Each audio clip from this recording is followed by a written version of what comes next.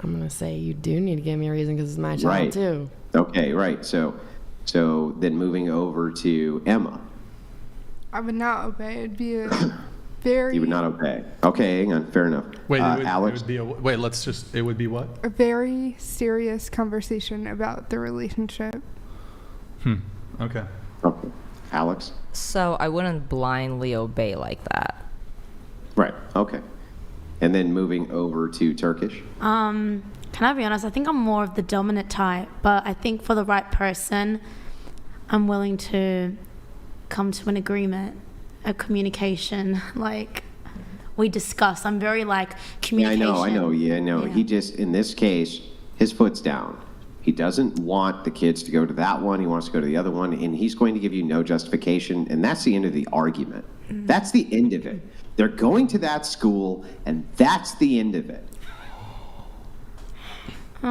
Low-key, I think if I'm actually really in love, I just listen to him. Like, when I love someone, I'm like, if that's going to make you happy, I guess, yeah. Okay. For the right man. I'm glad she added that. So you see why in modernity, when women say submission, that they'd be willing to submit, I actually don't believe them. I don't actually believe them. I don't.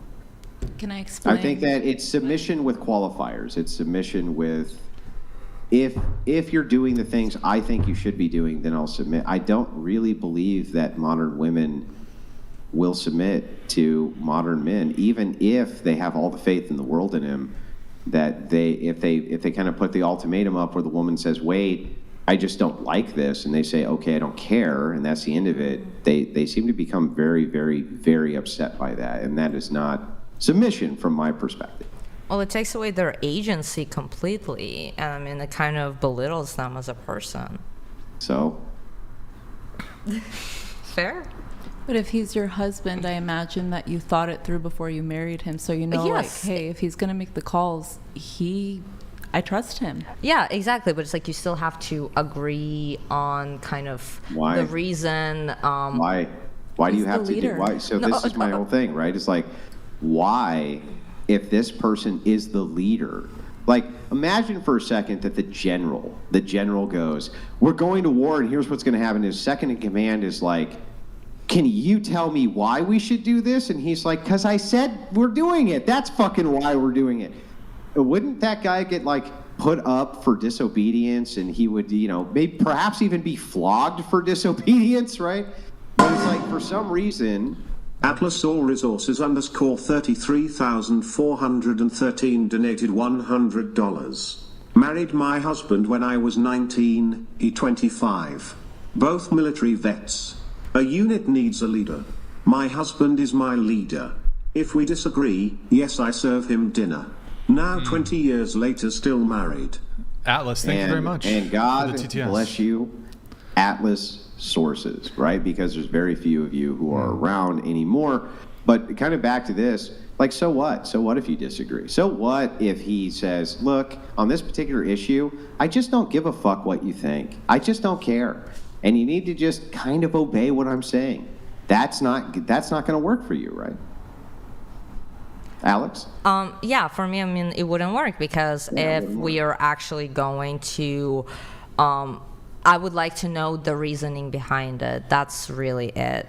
You know what's funny? I don't even care from the secularist atheist perspective. I don't even care that they say that's not going to work and we need to be in endless dialogue and you need to comfort me and you need to make, you need to justify every decision. I don't even care, right? I think that that's fine. But I don't really understand it from the Christian worldview. That's the thing I've always tangled with Christian women, is why they think that's okay. Or why Muslim women would think it's okay. Or why, you know what I mean? Like, their doctrines are very clear that it's not okay. I guess that's where I always come at it from. Yeah, so not my argument. But you ladies take it away. No?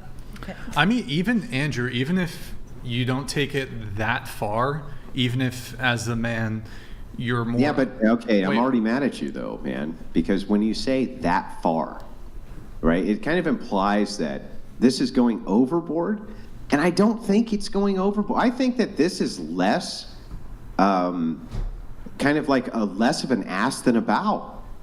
I think it's less of an ask and about if you say, I submit to you and I love you. And you say, okay, great, then obey me on this thing because it's important to me and don't ask me a bunch of questions about it. I think it's less of an ask to ask that, and she goes, okay. To be fair, though, I do agree with that specific aspect in the terms when both people have very similar views. Well, so it's like if they, in general, have, very similar views, like I'm sure you and your wife do. I'm not sure. I think as much as me and my wife, it's very interesting. People will say me and my wife almost seem like we're one person, right? They can't figure out where my views end and hers begin. We actually disagree on quite a bit. And I think that many people end up marrying people who disagree with them on quite a bit when it comes to various aspects of things which they consider to be practical or pragmatic or how they want it done or, this type of thing. And it's like, who's the threshold breaker here? And always from kind of the secular woman's perspective, it's, well, we're just going to argue incessantly until we come to an agreement, even though we all know in reality that's not possible. That there's some disagreements that men and women will have in a relationship. They're not going to find they're not going to find that common ground. They're going to disagree to the point where that is not found. And so it's like somebody has to be deferred to here. Yep. The point I was going to make is, and when I said that far, I think what I'm saying is if you were to poll most modern men and modern women, whether it's through indoctrination, brainwashing, what's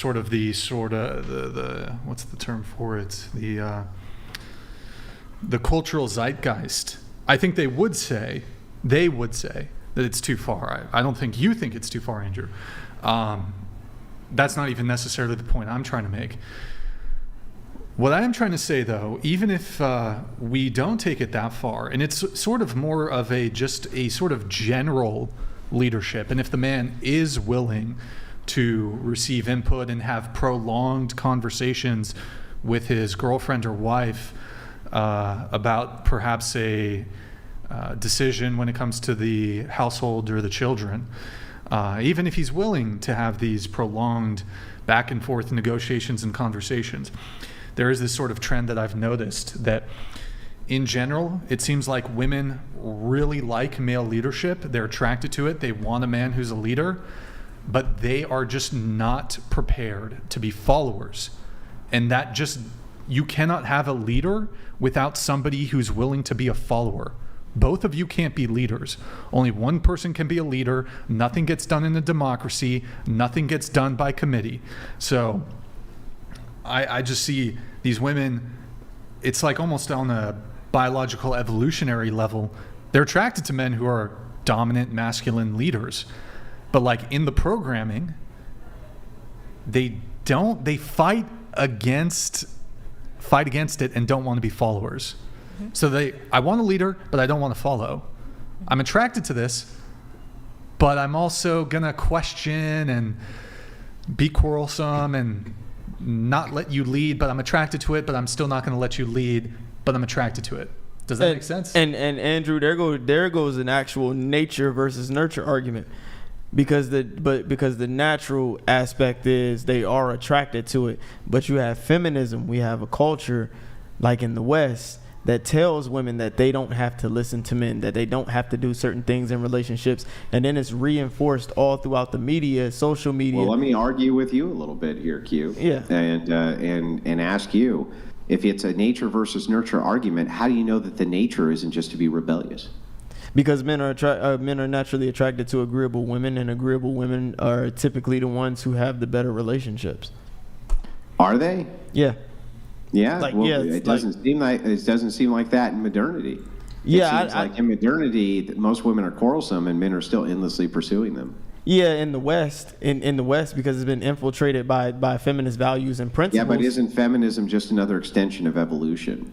So didn't we evolve to be feminists, just like all social structures are part of evolution as part of the selective process, right? Possibly. But it isn't. I've always found this to be a massive hole in the argument from the evolutionary purview.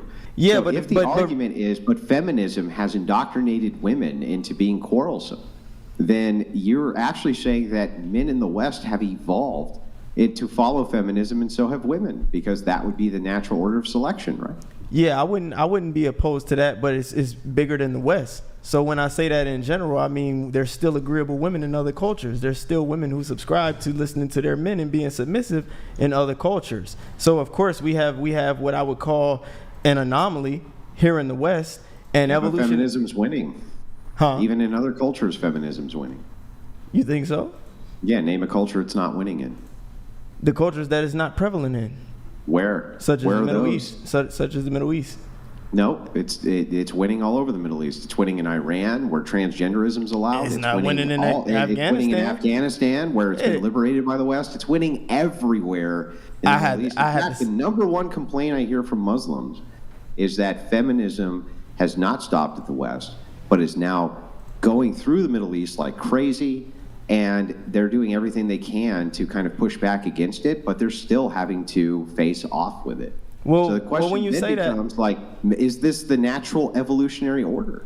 Well, when you say, it's not necessarily the evolutionary order. It's more of a fact that we just like agreeable women, and agreeable women, the more agreeable a woman is, the more likely the relationship is to work. So it's not a black and white thing. It's a gray area. So it's a gradation in terms of what relationships may function better than other relationships based on the level of agreeableness in the women that's in those relationships. When you speaking about it, you're making it more like a black and white thing. And evolution isn't necessarily about what's best, it's just about what's most adaptable. So if the West is indeed feminist, if feminism is they've adapted to it.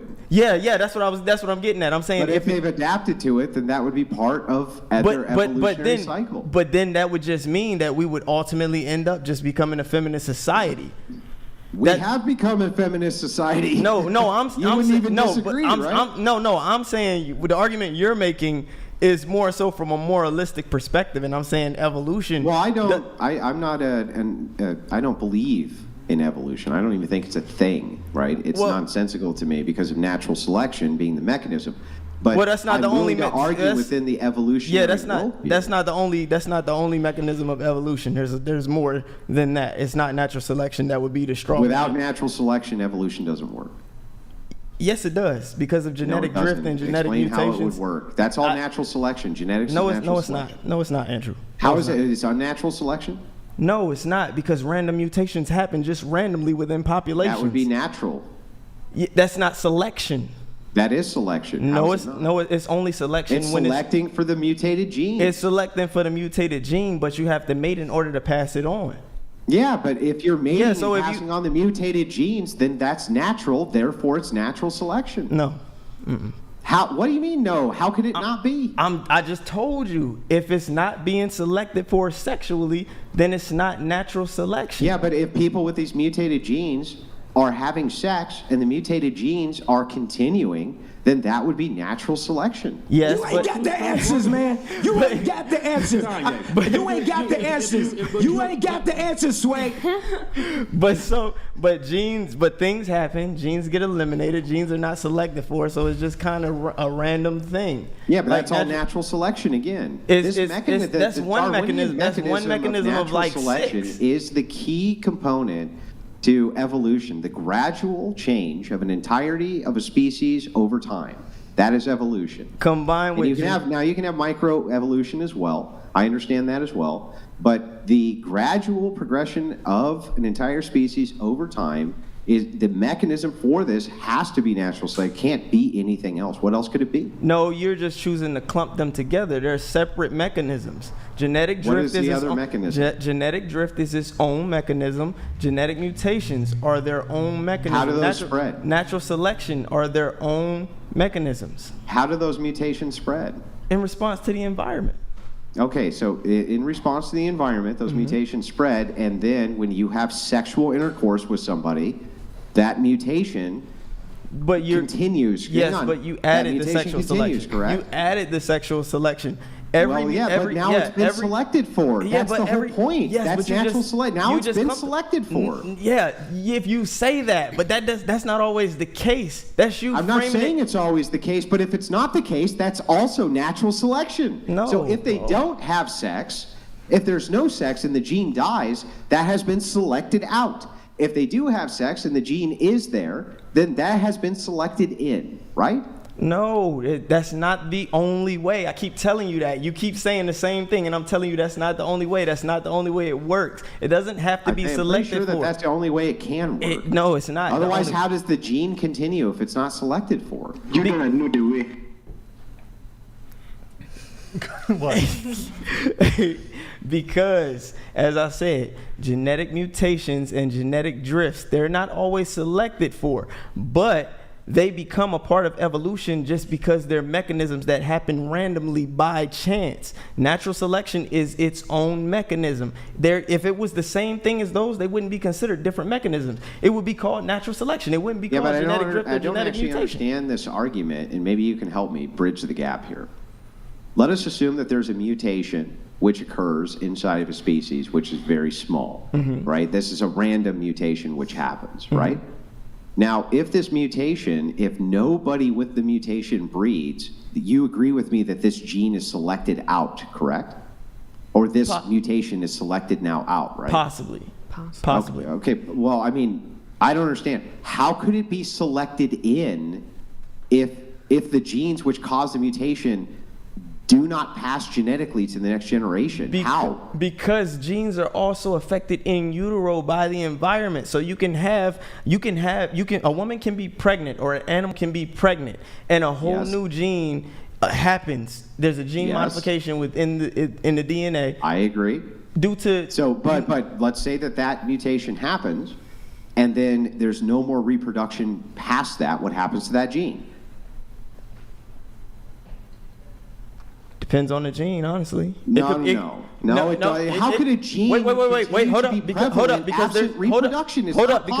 up, because there's pseudogenes. There's genes that exist that we still have that don't even work for what they were selected for. So it just could become an inactive gene. Yeah, but those genes couldn't exist absent the reproduction or mutation. The mutation could not spread absent reproduction. Yes, so it if you have a can. mutation Yes, it can. in a small, yes, so, it can. So you're saying that an entire species can have a random mutation happen to the entirety of the species? But look, that's okay. Here's where I'm asking you directly: can a species have a random mutation absent reproduction, which happens to the entire species? No, because it's a No, yeah, because, of course no, not. It's absurd. Because it's absurd. Because it's a gradual process. It wouldn't happen like that. It wouldn't happen. Right, exactly, because it's being selected for or not selected for. It would be random. It would just be random. It would occur randomly. It wouldn't happen in a specific population like that, just suddenly. It would be over. It would have to be gradual and selected for, and without reproduction, it could not be selected for, and therefore it could not continue. There's no way around that.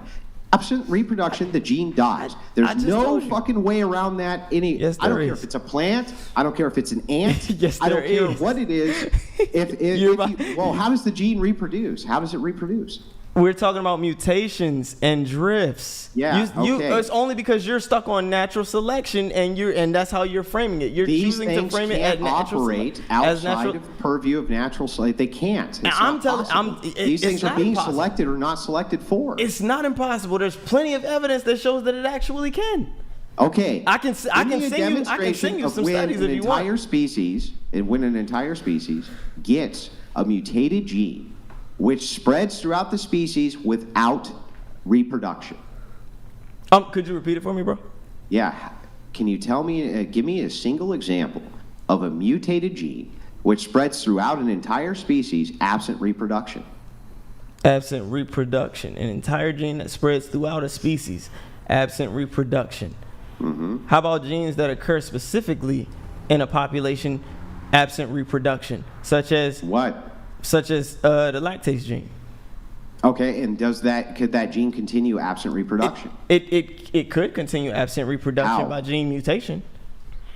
Yeah, but you're just saying that there could be another mutation which is like this mutation. What about blue eyes? So like no matter what, all of this thing, is going to come back. All of this is going to come back to the gene itself, or whatever the mutation is in the gene, cannot continue absent reproduction of the people with those genes. That is natural selection. The idea here is that this gene, whatever the mutation is being selected for because that is what's being reproduced. This is always the center point for the idea of evolution. I got to give Q the final word on this, and then I got to move it on. But I mean, it's simply put, if it was natural selection, then it would be classified as natural selection. It's not natural selection. You're just okay. Well, let me ask one more question. Andrew, I got that. Real quick. That's super quick. If the entirety of the world was nuked tomorrow, we all nuked each other out of existence, okay, with nuclear bombs. Mm-hmm. That is natural selection, correct? If we all nuked each other? Yes. Why would that be classified as natural selection if we chose what else to nuke could each it other? be? Why would that be? Catastrophic event? Because evolution meant that we built nukes and that we evolved towards nuking each other off of planet Earth. That's what was selected for. The genes and everything else that led to us building the nukes and thus nuking each other off of planet Earth, all of that led from evolution, right? We evolved to do this. That would never happen because evolution is about reproduction and survival, so we wouldn't evolve to nuke each other. Well, Mr. I think Zero that you and I have a big, Is this a biology podcast? Then in what I'm just is waiting natural for the selection. Venn diagrams to start popping up. Ha ha. You should look at a book called The Revolutionary Phenotype. It was written by J.F. Gary Eppy, who makes this very argument about nukes. And he states emphatically, there's no possible way that if you were to nuke each other off planet Earth, that those weren't just simply genes which were selected for, which led to that, because that's how evolution would have to work. Yeah, but send me the book, Andrew. Send me the book. It's called The Revolutionary Phenotype by J.F. Gary Eppy. I did appreciate the spirited debate. By the way, I have no problem with Q at all. Absolutely not. I love it. I told you, I love it. That's my bro. Yeah, it's not personal. That was good. That was great. Thank you guys. Thank you. We have JJ Mad. Thank you for the $200 soup chat. Thank you, man. Cheers, Brian. Repeal Title IX. Literally a layup was on top 10. F women's sports. Isn't Title IX a good thing? Or wait, isn't it? I don't know. It's women's sports. It's